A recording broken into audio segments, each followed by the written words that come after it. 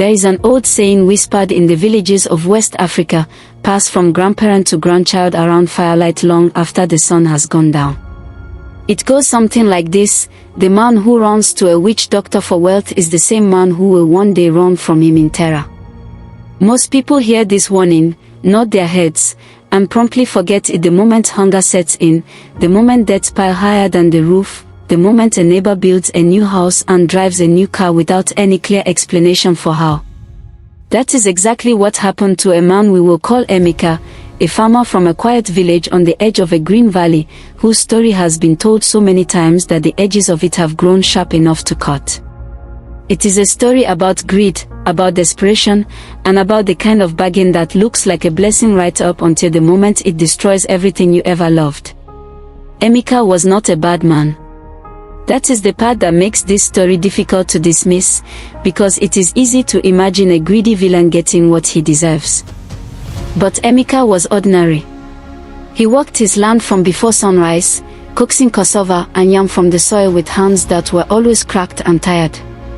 He had a wife named Adaeze, 3 children who needed school fees, and a roof that wept every time it rained. His neighbors whispered about him the way people whisper about someone they feel sorry for, with pity wrapped inside a quiet judgment. He was not lazy. He was simply stuck, and every man who has ever felt stuck knows how loudly that silence screams at 2 in the morning. The idea came to him the way dangerous ideas always do, not all at once, but slowly. He had heard stories of men in nearby towns who had visited a particular man who lived at the edge of the forest. The locals called him Baba Nkwu, which loosely translated to father of great things. He was not the kind of healer who treated fever or set broken bones. He was something older, something that existed in the spaces between faith and fear. People said he wore beads that clinked like small bones when he walked, and that the air around his compound always smelled of something burning that you could never quite name. Some said he had helped a trader triple his business in a single season. Others said that trader's son went missing 2 rainy seasons later and was never found. Emeka chose to believe the first part of that story and pushed the second part somewhere he did not have to look at it. He made the journey alone on a Tuesday morning, telling Adaeze he was visiting a cousin in the next village. The walk took almost 2 hours through dense trees where the light arrived in broken pieces. Baba Nkwu was already sitting outside when Emeka arrived, as though he had been expecting him, which, as Emeka later recalled, should have been the first warning he ignored. The old man had eyes that moved slowly and saw everything, and he listened to Emeka's story without interrupting, without sympathy, and without surprise.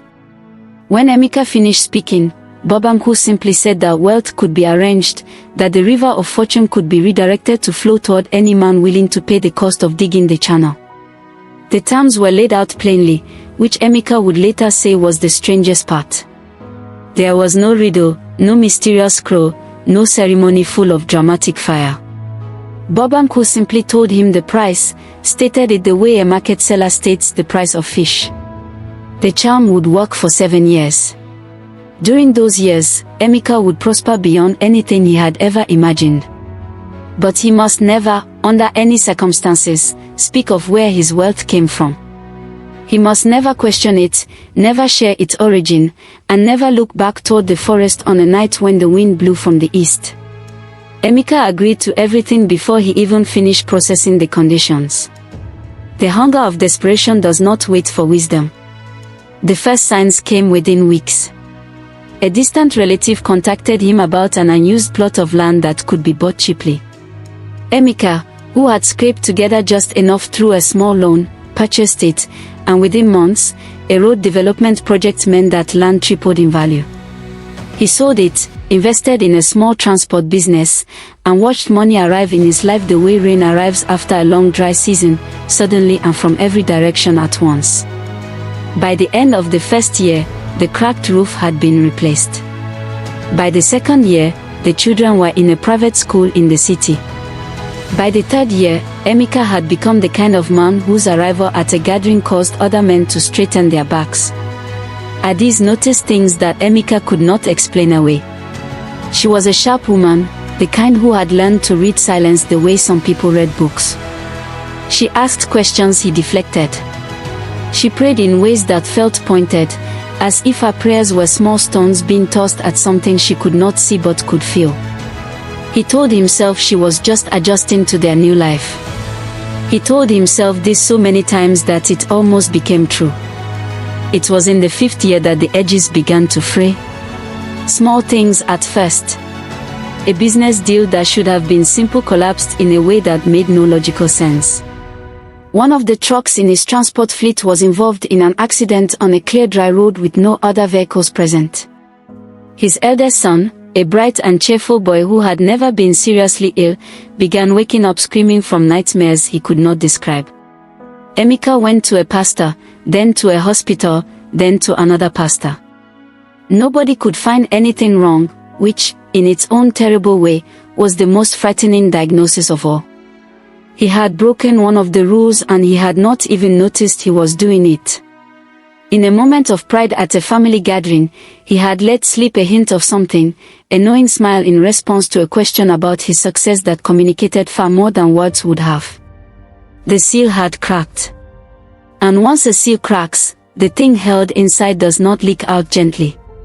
It pours. He went back to the forest. Baba Nkwu was there again, sitting outside again, waiting. This time the old man did not greet him warmly. He looked at Emeka with an expression that was neither cruel nor kind, just final. He told him that the terms had been violated, that the agreement now operated on a different timeline, and that what had been given could not simply be returned like a borrowed tool. The wealth would remain, he said, but its weight would shift. What had been a blessing in his hands would become a burden on his household, spreading outward like a stain, touching everything he loved. What followed over the next 2 years became the kind of story that villages do not tell lightly.